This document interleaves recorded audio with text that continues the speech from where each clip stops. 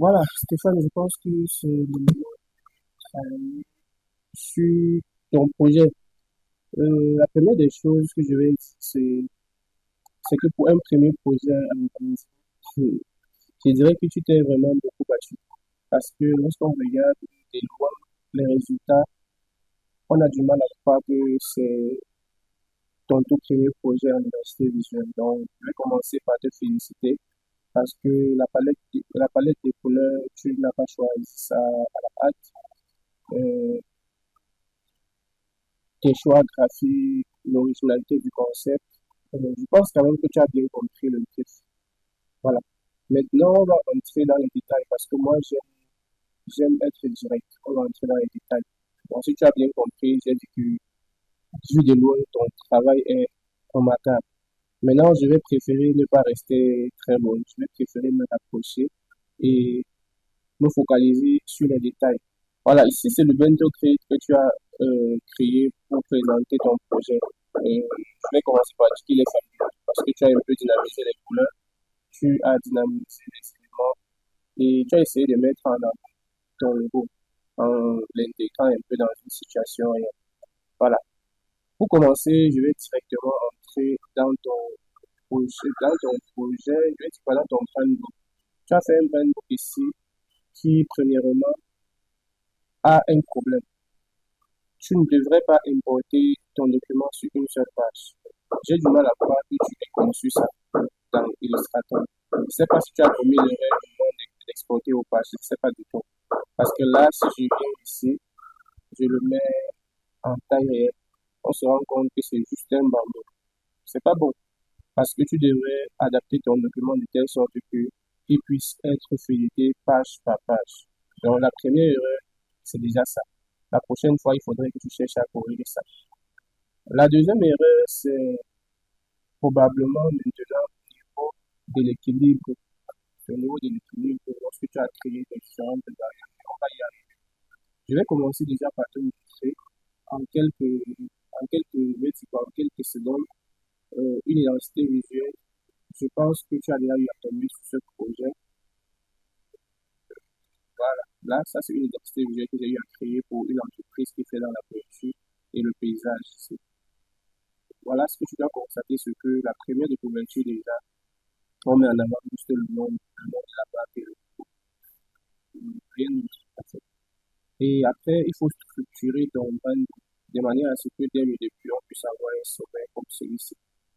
Il faut donner un contexte. Le contexte, c'est un peu euh, un résumé de l'état actuel de l'entreprise, de la vision de l'entreprise et de ce qui pousse à créer une nouvelle identité visuelle pour la marque. Donc, il faudrait que tu expliques un peu d'où tu es parti, où tu comptes aller, et même le public ici. Donc, tout ça, tu dois gérer ça ici au niveau du contexte. Je vais encore avancer. Lorsque je vais rentrer dans le logo, tu vas voir que je vais présenter le logo. C'est très important parce qu'on doit tout expliquer. Pourquoi est-ce que le logo a été créé? D'où est-ce qu'on a tiré l'inspiration? Ainsi de suite, ainsi de suite. Donc, tout est expliqué. Donc, si tu prends, par exemple, cette version, si tu vas voir que tout a été expliqué à l'intérieur. Maintenant, je vais te montrer ici les versions de mon logo. J'aurais pu, comme dans certains brands que j'ai eu à te présenter, par exemple, te montrer la construction et la composition du logo. C'est vrai qu'ici, tout a été expliqué. On n'a pas voulu montrer pour un parcours avec, on n'a pas pu ressentir graphiquement les différents éléments. Mais là, on a un peu la présentation du logo avec ces versions. Je vais un peu avancer. Et ici, on donne, puisque tu vas constater que j'ai un peu des indicatifs ici de A à I. Ici, donc, on met chaque lettre pour expliquer dans quel contexte chaque version doit être utilisée. Je reviens maintenant ici. Voici la partie où tu as eu beaucoup de mal.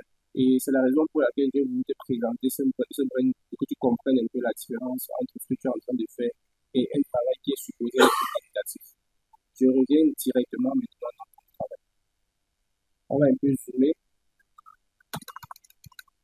Je vais me présenter directement sur ton logo. Voilà, je me présente sur ton logo. Si j'ai ouvert ton projet directement dans Illustrator, c'est parce que je voudrais te montrer un certain nombre de choses. En design graphique, l'une des règles les plus importantes, je dirais même la règle la plus importante de toutes, c'est ce qu'on appelle la hiérarchie et surtout l'équilibre. Parce que lorsque tu es en train d'exposer tes éléments sur un plan, tu dois penser à ton visuel comme peut-être à un véhicule. Imaginons un bus de 70 places dans lequel on a peut-être 60 à 70 passagers qui sont assis tous d'un côté. Donc, ils sont assis tous d'un côté. Au lieu d'occuper les deux rangées comme normalement ça se fait, tout le monde passe bouffer d'un côté du bus. Dis-moi, est-ce qu'au moindre mouvement, tu ne vas pas changer? C'est un peu ce que tu as fait ici. Je vais d'abord commencer par activer mes règles et je vais te faire voir un truc. Lorsque je positionne ici un repère, regarde un peu bien ici, tu te rends compte que le mot maquis est plutôt centré, alors que sur ta version verticale, horizontale que je vois ici, dans les normes, tous les trois éléments devraient s'endosser sur cette base afin de créer cet équilibre-là. Je sais que toi, tu as logiquement que tout soit empilé, les éléments, que tous tes éléments soient empilés les uns sur les autres. Mais on ne le fait pas comme ceci. Donc la prochaine fois, lorsque tu vas travailler, quand tu vas arriver sur ta version verticale, aligne tes textes en fait gauche, c'est-à-dire fais un alignement à gauche, basé sur un repère. Ne fais plus ça. Autre chose que je vais te montrer, c'est déjà que entre tes textes, il n'y a pratiquement pas d'espace. Et même s'il y en a, ce n'est pas équilibré. Je vais te montrer ici. Ici, il n'y a quasiment pas d'espace. Donc, ton logo change à tout moment. Si je me positionne ici sur Abidjan, tu vois qu'il n'y a carrément pas d'espace. Par contre, ici, il y en a un peu. Donc, je ne sais pas comment est-ce que tu as procédé. Ici, j'ai un tout petit peu d'espace. Je ne sais pas si tu vois un peu où je veux en venir. Lorsque tu es en train de, lorsque tu es en train de définir les différentes versions de ton logo, tu dois faire beaucoup attention à ces espaces-là.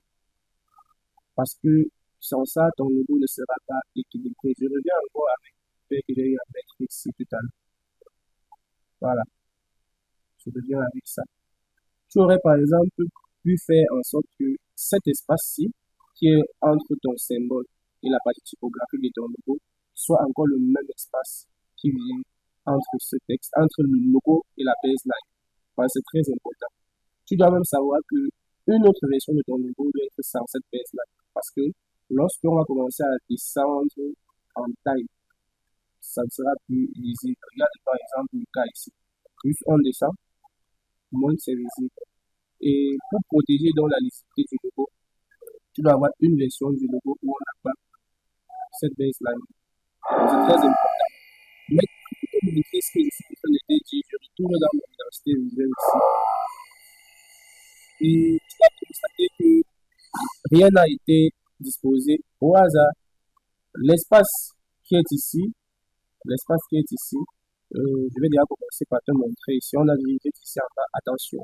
Lors de l'utilisation du logo, toujours prévoir une zone de sécurité proportionnelle à l'espace séparant les symboles de la partie typographique.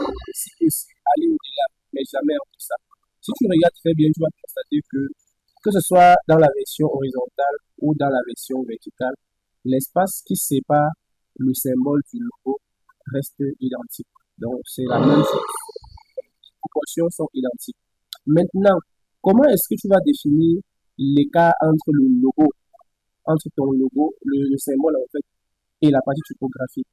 Tu vas définir, tu vas laisser l'espace qui est équivalent au texte, à la partie, je vais dire quoi, à la partie principale de la typographie. Donc, si je prends A, B, peinture, je duplique et je positionne directement ici au-dessus, au-dessus, tu vas constater que ça fait exactement cette taille-là.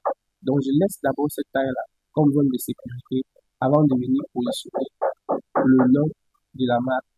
Et après, ce que je vais faire, c'est que je vais laisser la moitié de l'espace, de la hauteur autant pour moi de mon texte, de la manière de mon texte.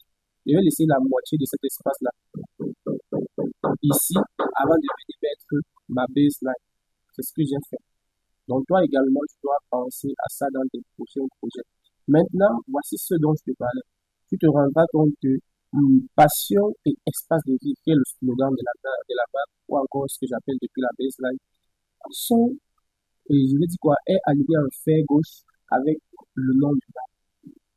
Dans ton cas, tu aurais peut-être pris pour venir centrer ça ici sur AB Peinture, ce qui aurait créé directement un déséquilibre. Maintenant, pour ce qui est de la partie du logo vertical, tu vas te rendre compte qu'ici, j'ai justifié. Donc, j'ai fait en sorte que la baseline occupe totalement l'espace horizontal et est la même longueur en fait que AB Peinture, que le monde parle. On va encore aller plus loin. Je retourne maintenant dans les couleurs parce que je t'ai dit que tu as choisi une très belle palette de couleurs et là, je suis sérieux quand je le dis. Sauf que tu n'as pas pensé, tu n'as pas beaucoup pensé au contraste. C'est très important. Toutes tes couleurs sont fortes. Toutes tes couleurs sont très contrastées. Et je vais dire quoi, sont très saturées. Donc, excuse-moi le lapsus. Lorsque tu définiras ta prochaine palette de couleurs pour ton projet, bats-toi pour trouver des couleurs qui ne sont pas toutes saturées. Tu dois avoir une couleur, par exemple, plus sombre que les autres. Tu dois avoir une couleur qui sert des couleurs d'accent qui est plus vive que les autres. Mais tu dois également avoir des couleurs qui sont un peu neutres. Voilà, donc, ton blanc, je ne sais pas, ton jaune maïs que voici, qui sert peut-être de blanc dans ton identité visuelle, est la seule couleur qui est un peu neutre. Je dirais comme ça. Le reste est trop vif. C'est vrai qu'on est dans le domaine du fast-food et que les couleurs du fast-food doivent être très vives pour pouvoir captiver l'attention et susciter de l'appétit. Mais tu dois également penser la prochaine fois à intégrer une couleur qui va permettre à ces éléments-là de se mettre en valeur. Parce que si toutes les couleurs parlent fort, aucune couleur ne sera entendue. Donc, tu dois définir une couleur d'accent qui va te permettre de vendre la marque, mais il y aura maintenant d'autres couleurs moins fortes qui vont permettre à cette couleur-là de se mettre en avant et susciter plus de regard du côté du public. Et parlant des couleurs, je tourne directement ici. Donc, je vais un peu commencer. On va aller dans la partie couleurs. Tu vas voir mes palettes de couleurs. Regardez un peu à quoi ressemblent mes palettes de couleurs dans cette identité visuelle. Je pense que tu vois très bien que j'ai une couleur ici. C'est un bleu.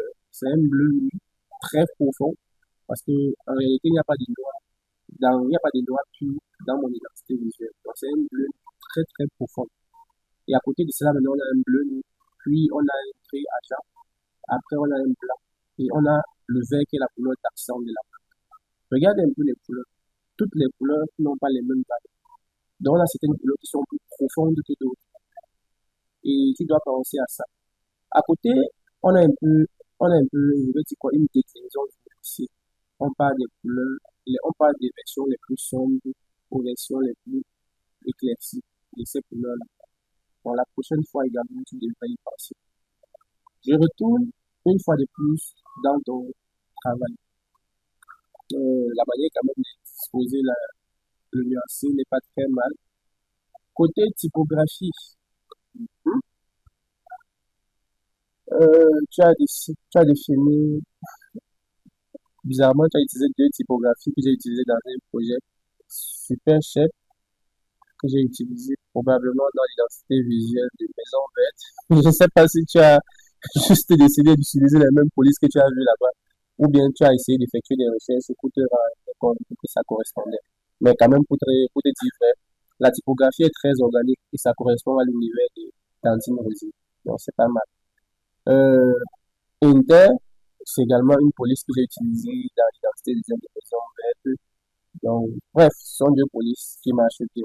Bon, Inter, je l'ai choisi très souvent parce que c'est une police multigresse. Bon, je ne sais pas pourquoi tu l'as choisi. Maintenant, je ne sais pas si tu constates ce que je constate. Tu vois que ton verre si est très cru. Je suis même certain que ce verre n'a rien à voir avec le verre que tu as présenté dans tes palettes de couleurs. Je suis certain. Et je vais tester parce que si je parle sans tester, ça ne sera pas ça. Je vais un peu tester. On va voir ça. Voilà, donc ici, je vais dessiner comme ceci, un rectangle. Maintenant, pour me rassurer que ce que je t'ai dit n'est pas un fait, je vais juste venir échantillonner et on va tester. On va tester et voir ce que ça donne.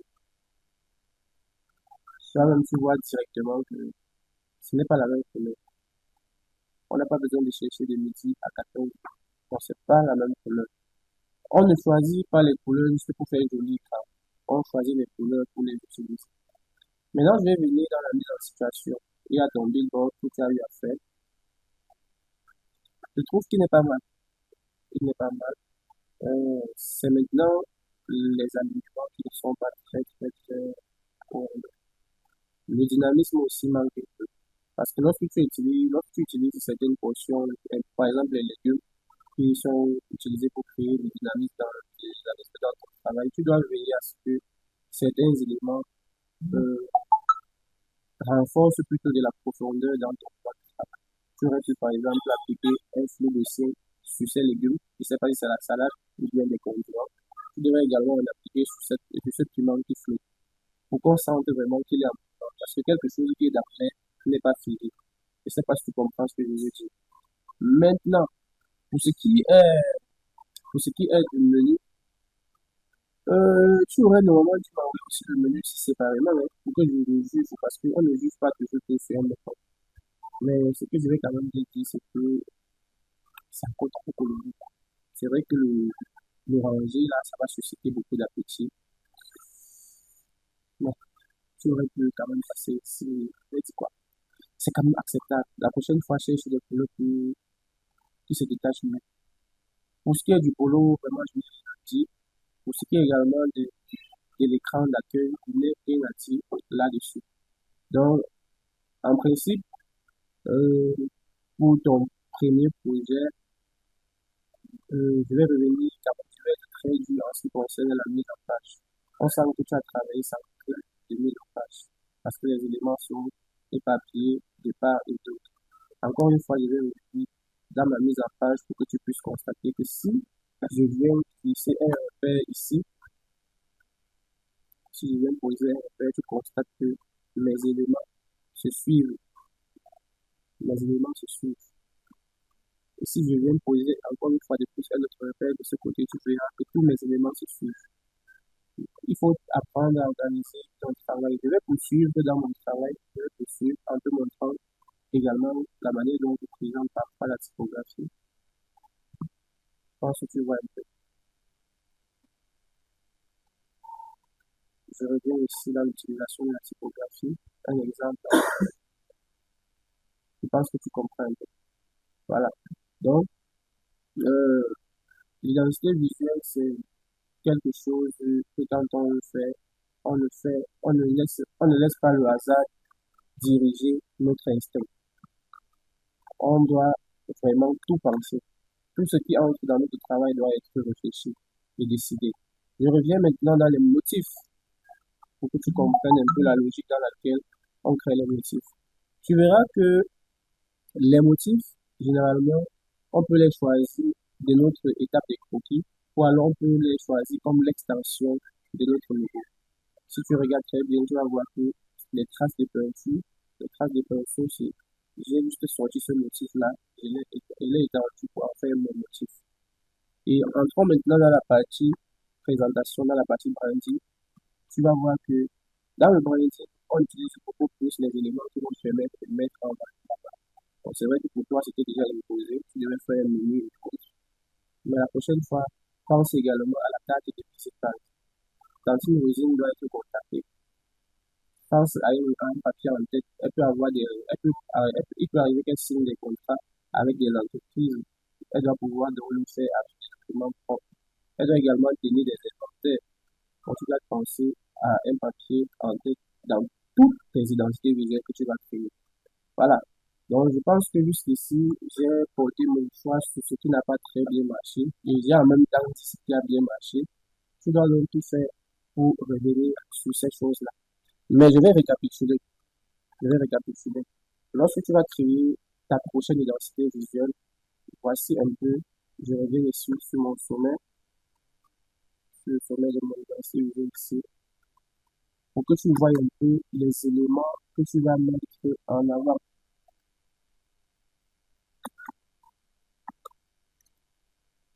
Voilà. Pour la prochaine identité visuelle que tu vas créer, tâche à donner le contexte.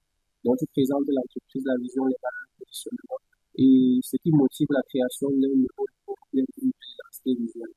Tâche également à présenter ton logo, signification, choix graphique, déclinaison, règles d'utilisation et EVP. Si tu parviens à proposer également la composition du logo, de quoi est composé le logo, ça sera très original. Si tu peux encore aller plus loin en montrant les étapes de construction de ton logo, ça va rendre ton processus encore plus piquant. Et c'est ça que les gens recherchent. Dans les palettes de couleurs, pour ton premier projet, on est resté au code X et RVB. La prochaine fois, pense aussi au CMJM. Si tu peux même, pense au Pantone. Dans le côté de la typographie, tu dois également préciser la hiérarchie. Tu ne dois pas te contenter de dire titre et machine. Tu dois préciser comment est-ce qu'on doit utiliser. Et pour aller plus loin, tu dois toujours penser au motif qui doit permettre de mettre graphiquement la boîte en image pour qu'elle soit reconnue facilement. Tu dois penser au branding. Dans le branding, je l'ai dit, tu dois penser aux éléments du quotidien. Et pour finir, il faut toujours laisser une section mise en garde pour pousser les gens qui vont utiliser la marque à respecter ton travail, à respecter l'effort que la marque a déployé. Je vais donc revenir ici sur ton travail et je vais te donner quelques règles pour sortir. Lorsque tu es en train de créer une identité visuelle ou alors quelques documents que ce soit, le secret, parce que je t'ai parlé du nom récemment, tu avais les pages. Le secret pour utiliser, pour titrer ton texte, ou en fait pour hiérarchiser tes informations, c'est d'utiliser le nombre d'or. Le nombre d'or a une valeur de 1,618. Je vais le mettre juste ici à côté. Donc le nombre d'or, comme on dit, a une valeur de 1,618. Et comment est-ce que tu vas l'utiliser?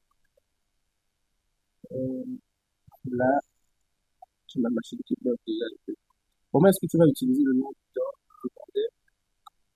Tu vas commencer par définir la taille de ton accroche. Moi, je vais supposer que ceci, c'est mon accroche. Donc, je vais appeler ça accroche. Voilà. Ici, c'est mon accroche. Je suppose que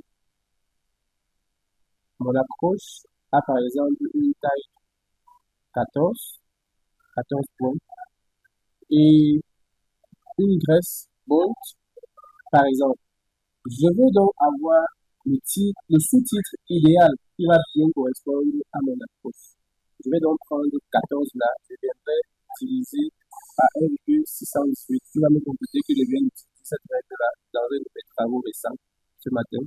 On divise 14 ici par 1,618 et ça va me donner un résultat. Qu'est-ce que j'ai fait?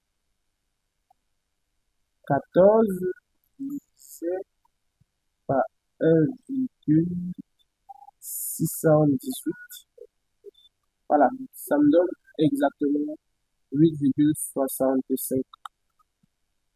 Lorsque j'aurai divisé ça,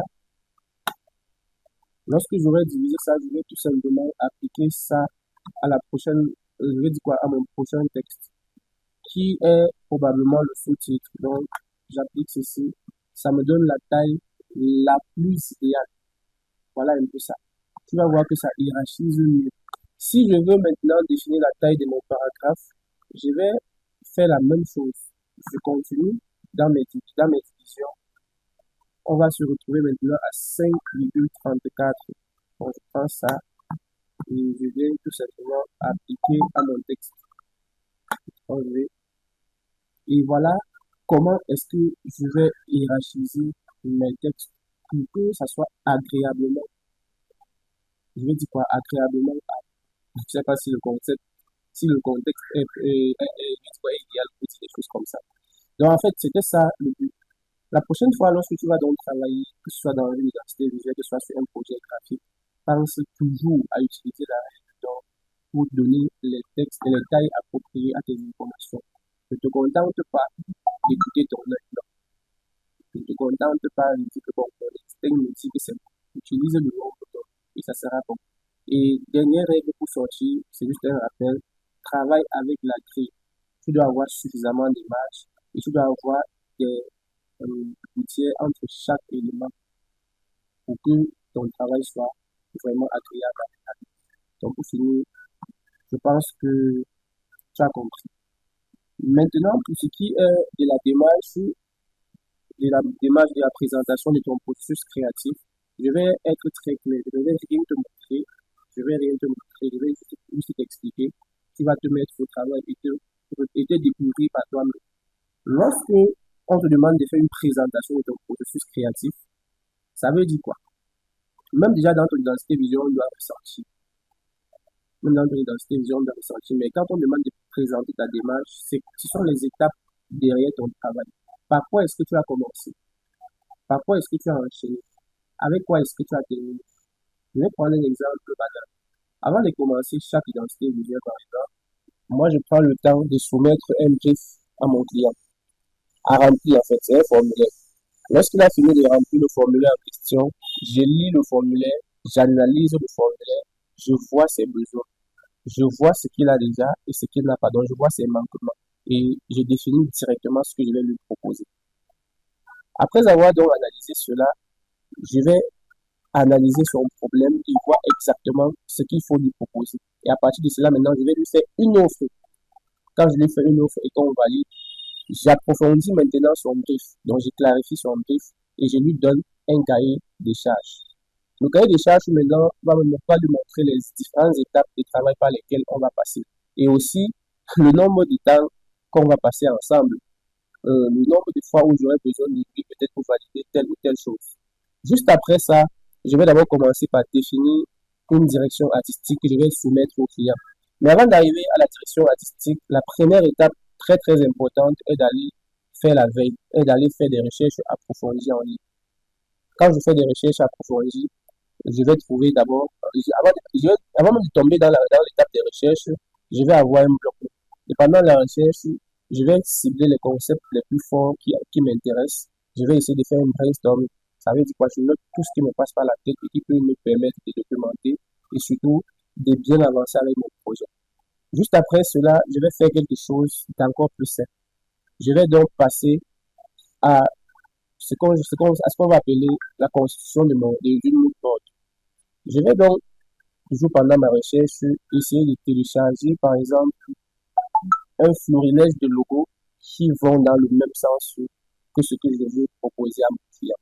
Je télécharge sans trier tout ce qui va avec ma vision, tout ce qui est aligné avec le projet et que je pense utile. Je prends ça sans compter. Après avoir tout pris, donc je vais trier tout ça et je peux constituer 3 directions artistiques constituées de chacune minimum 9 photos. Les 9 photos doivent donner un exemple de logo, un exemple de style graphique, un exemple de personnalité typographique, un exemple de palette de couleurs, un exemple de motifs, un exemple de texture, un exemple d'image, ainsi de suite. Un exemple de branding que je dois proposer à mon client. Je vais faire la même chose avec 3 orientations différentes. Ça veut dire quoi? Je peux faire dans le premier avec un logo typographique, si le contexte s'y prête, le deuxième avec un logo mixte et le troisième avec un logo abstrait. Je fais les 3 directions artistiques et je propose d'abord au client. Lui, son rôle sera donc de choisir la direction qui lui parle mieux. Ici, ça te permet déjà dès le début de fixer un cadre et de savoir où tu vas. D'éviter de travailler pendant des mois après tu soumets le travail du client, de dire que mon ami, tu n'es même pas sur le même chemin que moi. Donc voilà à quoi ça va servir. Après avoir donc soumis ta DA pour validation, lorsque tu as reçu le choix du client, c'est en ce moment que tu passes à la phase des croquis. Dans la phase des croquis, tu vas encore y aller en couille, comme dans le brainstorm. Tout ce qui passe par ta tête et qui est en cohésion avec le projet, tu ramasses, tu griffonnes. Donc dans l'étape des croquis, tu peux te permettre de faire même des millions de croquis, personne ne va te juger. L'essentiel, c'est de finir par trouver le concept idéal. Je lisais quelque part un contenu en ligne qui m'expliquait que pour obtenir le fameux Larry qui a disparu, Larry, euh, le designer a dû dessiner plus de 3000 croquis d'oiseaux. Larry, c'est l'ancien oiseau qui était utilisé comme le symbole de Twitter, comme le logo chez Twitter. Donc, imagine-toi que quelqu'un a dessiné plus de 3000 oiseaux avant de trouver cette version-là. Donc, si toi également, tu peux te permettre de dessiner des centaines de croquis afin d'avoir la meilleure vision possible, ça sera toujours bien. L'expérience a même montré que plus tu fais des croquis, mieux tu es inspiré. Et après donc avoir fait cela, tu vas sélectionner toi-même environ 5 et 6 croquis que tu vas envoyer à ton client pour qu'il élimine 3. C'est un choix qui est souvent un peu difficile. Donc tu vas constater qu'au fur et à mesure que tu vas avancer, tu vas soumettre des travaux au client pour que vous avanciez sur la même longueur d'onde. Lorsqu'il aura donc choisi ces trois croquis fétiches, tu vas donc illustrer ces trois croquis fétiches-là dans la machine. Tu vas les vectoriser, les finaliser de manière à ce que ça soit bien propre et les représenter à nouveau à ton client en noir et blanc. Donc, ne mets aucune couleur parce que la couleur peut venir distraire le client et faire en sorte qu'il fasse un choix qui n'est pas adapté. Après cela aussi, après cette étape, le client va donc avoir la lourde responsabilité de choisir son logo final, la version fétiche qui va rester représentée sur l'entreprise. Et lorsque il aura donc choisi, tu vas donc te lancer dans la dernière phase qui est la création de l'identité visuelle complète. Tu vas appliquer les couleurs, la typographie, tu vas créer des motifs, tu vas créer le branding. Et après tout ça, tu vas donc te lancer dans l'élaboration ou alors la finalisation de ton brand. Voilà un peu les étapes. Et lorsque c'est fini, tu vas également faire ce qu'on appelle la recherche, non pas la recherche croisée, la lecture croisée. Tu vas prendre ton document, tu vas prendre le temps de bien le lire du début à la fin, puis de la fin au début. Après, tu vas le soumettre à ton client pour dernière validation. Et lorsqu'il va valider, s'il a encore du combo qui te doit, tu exiges donc le paiement de tes derniers sous. Et quand il aura fini, tu lui donnes maintenant le fichier original. Le fichier original, c'est un ensemble de tous tes fichiers, logo, dans toutes ses versions, chat graphique, motif, tout ce qui est élément et tout ce qui est livrable dans le projet. Tu dois condenser tout ça dans un dossier que tu vas archiver et mettre sur le drive. Évite de lui donner ça sur WhatsApp. Voilà un peu le process. Je pense que j'ai tout expliqué pour que tu puisses vraiment t'en tirer. Ça fait un peu plus de 30 minutes, mais je pense que ce n'était pas enfin, voilà, encore une fois, je vais te féliciter et je vais t'inviter directement à te remettre au travail. Si tu peux améliorer ton niveau, ça sera vraiment idéal. Donc, je vais t'inviter à retravailler sur ce projet avant de passer à ton prochain projet. Tiens en compte tout ce que je t'ai donné comme remarque afin que les améliorations puissent permettre à ton projet de mettre en valeur ton portfolio. C'était ton frère Ken. Donc, je vais dire à très bientôt pour la suite.